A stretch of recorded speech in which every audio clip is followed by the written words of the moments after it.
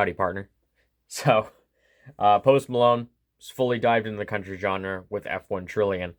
And over the course of Post Malone's career, there has been these little bits and pieces of Post Malone diving into the country folk kind of genre. I can think of Broken Whiskey Glass off of Stoney. I can think of Stay off of Beer Bongs and Bentleys. There are these little bits and pieces throughout each and every album that kind of make this album somewhat make sense in the context of Post Malone's career. Now, for myself, I am a big fan of Stoney and Beer Bongs and Bentleys. Hollywood's Bleeding as well. I do feel that those albums have aged very well, and I feel like especially Beer Bongs and Bentleys was honestly Post Malone's like perfect encapsulation of bringing hip hop and pop together, creating some amazing catchy tracks, and an album that still has incredible staying power to this day. But once you got past Hollywood's Bleeding, it felt like Post Malone was really at this point of limbo of really figuring out what he wanted to do. And that really kind of showed on 12 Karat 2 Fake, which was probably the last Post Malone album that I was heavily invested in. I was really excited for the record. And while 12 Karat 2 Fake did have a little bit more personal moments and a little bit more stripped back and also a little bit more acoustic moments, like I can think of Lemon Tree and Reputation as examples, there was still parts of the album that just felt really lost, that felt like there was no sense of direction, and it led to that record really falling flat for me. And with Austin, it kind of was trying to, I guess, bring it back to basics, bring it more to more simplistic kind of topics, songwriting, production, and really it was just all Post Malone on that record. And while you still got songs like Something Real and Morning's an incredible song, it just still felt like we weren't really going anywhere. And once I heard that Post Malone was fully diving into the country genre, I couldn't really make heads or tails about it of how I was really feeling because let's be honest, the Post Malone from 2017 to 2019 is nowhere near the same artist as Post Malone in even 2023 and 2024, which is fine. I'm totally fine with artists expanding, growing. I don't want to gatekeep artists.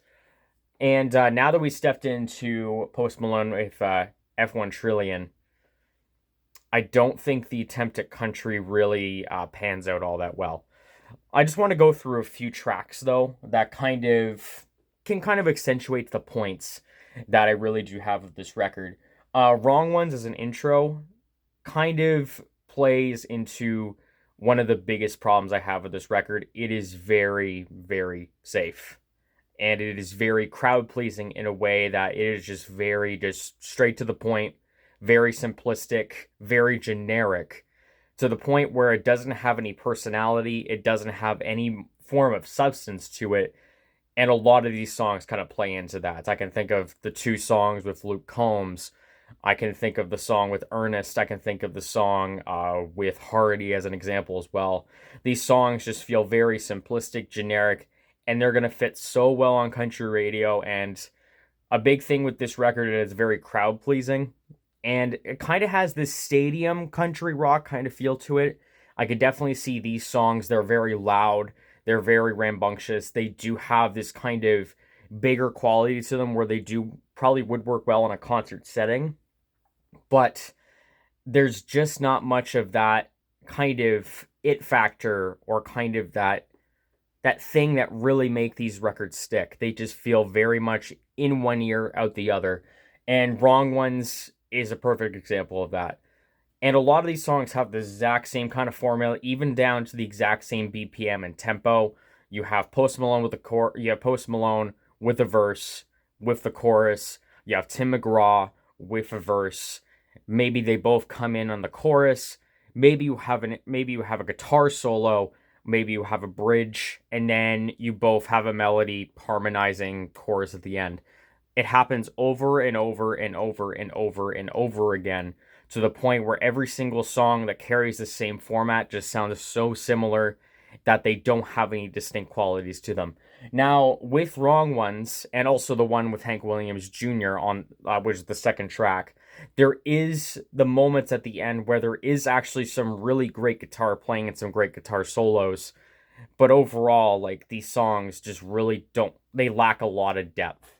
Pour Me a Drink is overall just really bad. When I think of top 40 country radio, Pour Me a Drink is exactly what I've imagined, all the way down to Blake Shelton as a feature. It is just so simplistic, it's boring, there's nothing that really grabs your attention. Again, it plays well for country radio, but when you're really trying to see the intrinsic qualities or the distinct qualities of the song, there really isn't much to write home about.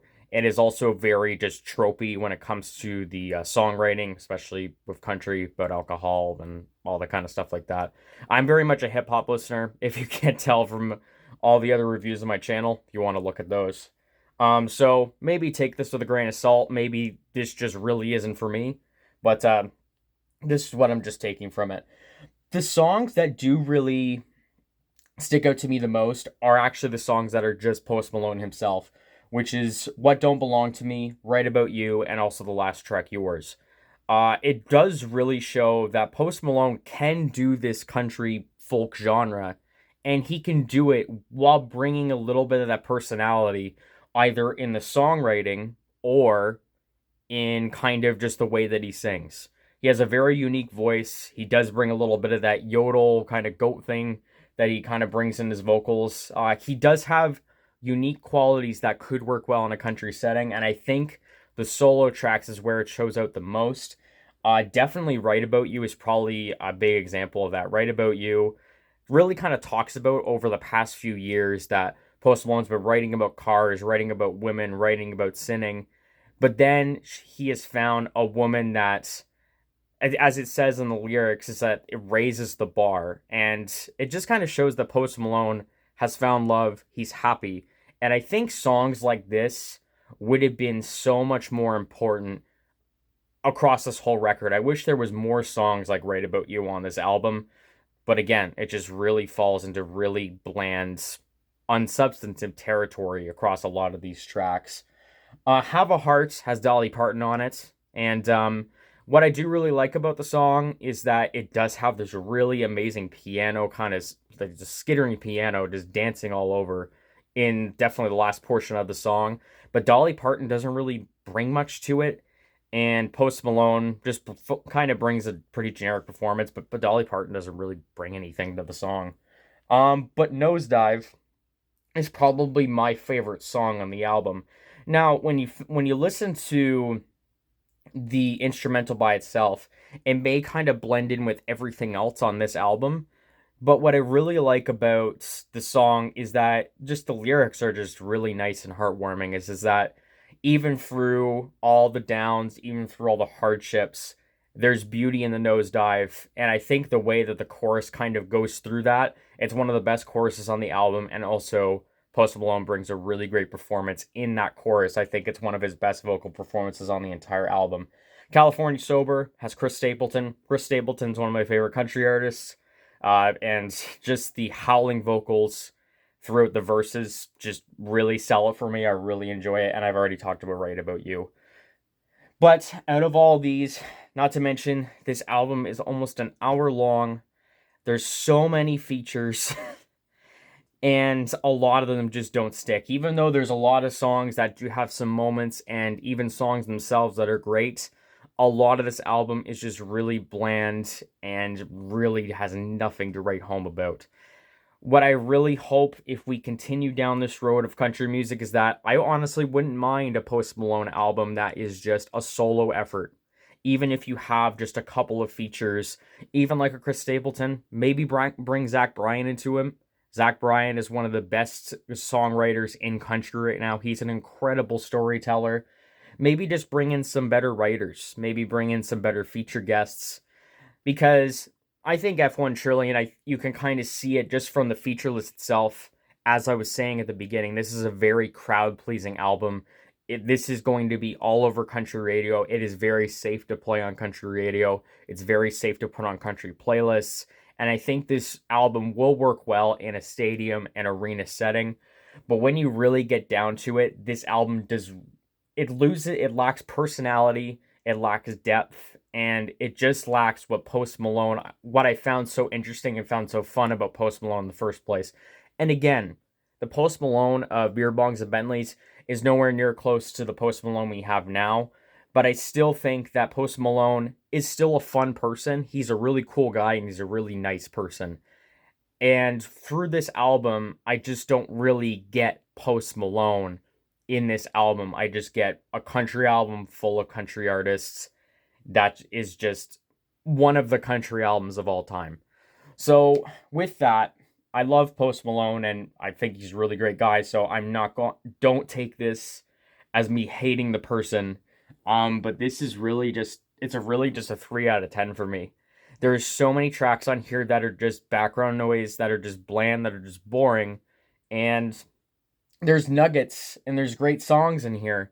But when you have 57 minutes of material, 18 songs, and a lot of it is just filler and just real bloat, it's really hard to see those really great moments to really outshine all of the bland and average moments across this record. So that's my review. What are your thoughts on F1 Trillion? Do you love it? Do you hate it? Do you just find it just okay? According to the user score, it's very much down the middle, so it can go either way with this thing. But yeah, let me know how you're feeling about this record. Thank you very much for watching, and I will talk to you again very soon.